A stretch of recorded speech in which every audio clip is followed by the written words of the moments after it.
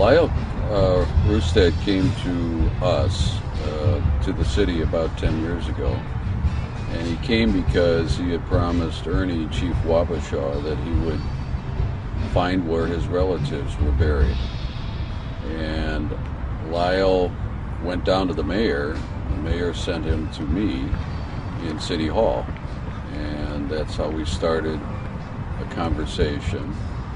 He then brought the Unity Writers quickly in '98, I think it was, to Winona from Manitoba, from what's called Sioux Valley.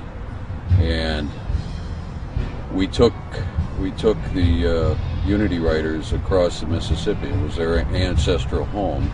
They had heard about the river. They had never been there. They had never been allowed to be there. And so we took them across and became friends. We put a little white boy team together to play the moccasin game. I think they graciously let us win one round, and we started to know a little bit about one another.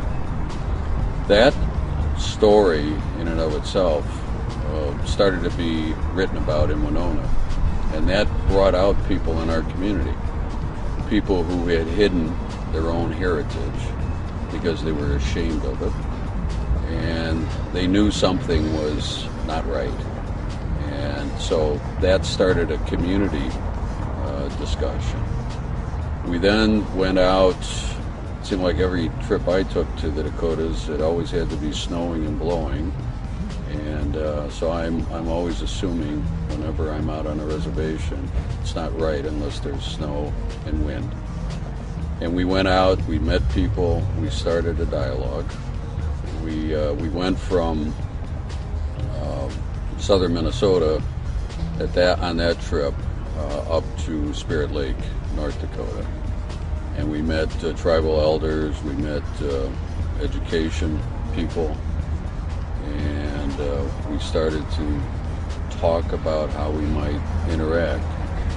I think I can fairly say on behalf of Winona, we wanted that relationship as much as we hoped we would be allowed to help wherever we could. And it's an even playing field. And that really is what has happened in the community. The people of Winona came out, participated. We're now at our 5th gathering.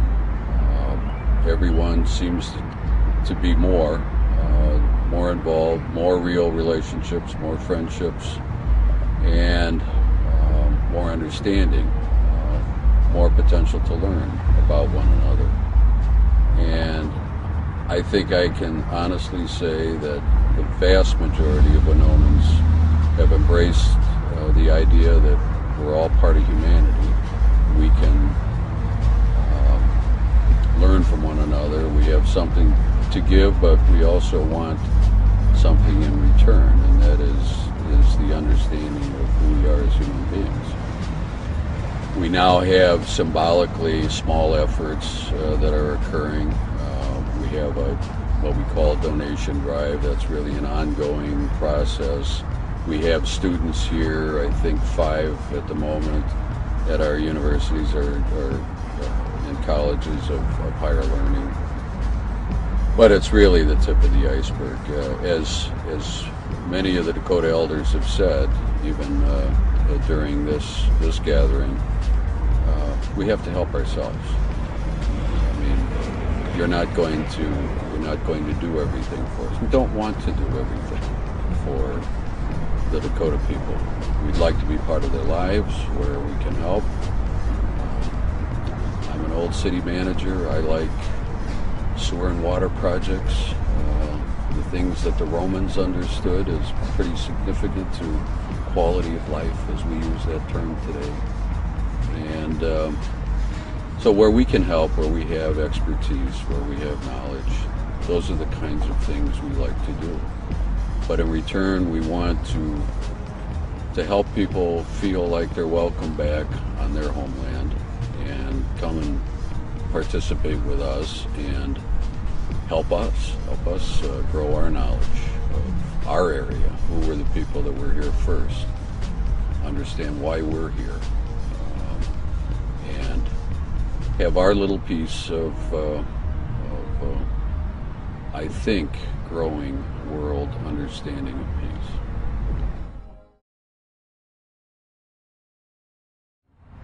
And as we learn really more about Lyle's mission in life, he's an old Vietnam vet like I am, and he came out of Vietnam, wound up in the civil rights movement in South Carolina. When his father was dying, his mother asked him to come back home to our area, Rushford. And he came back, as he would tell you, he knows nothing. He knew nothing at the time about the Dakota people. He was ashamed of the fact, being from this area, that he didn't even know this was called Wapashaw's Prairie. And he met Ernie Chief Wapashaw at the 95 Indigenous Games. Ernie figured out where Lyle was from and simply asked, "Can you help me find where my people are buried?" That's how Lyle came to Winona and started doing some research. We all helped him as he asked for it, and he's a wonderful human being. He has more ability than the rest of us collectively to make people comfortable on the reservations when we show up. He's our conduit to that relationship, and he's done that for us from Santee, Nebraska to Sioux Valley, Manitoba.